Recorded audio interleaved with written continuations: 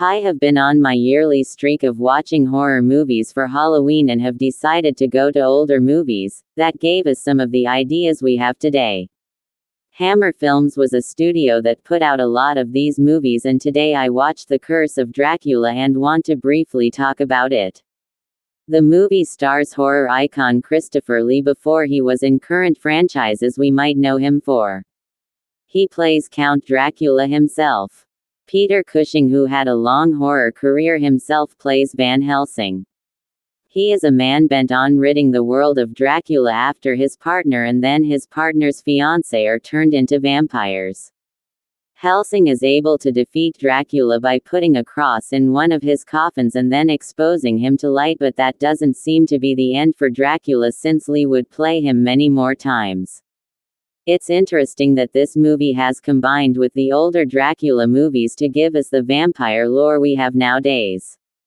Some tropes like being killed by light or a stake are there, but it says expressly that a vampire cannot turn into a vampire bat. That transformation had been in vampire lore before this movie, but the movie makes some of its own lore for an iconic character. The lack of transformation would partly lead to Dracula's downfall in this movie. I love how this movie influenced how we look at vampires still to this day. It even seemed like when Lee played in the Star Wars movies they wanted him to resemble Dracula since his performances were so iconic.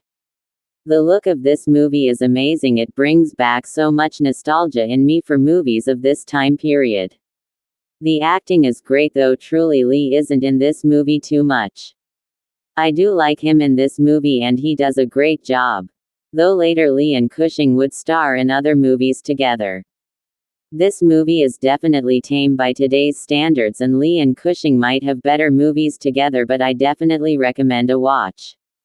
Happy Halloween!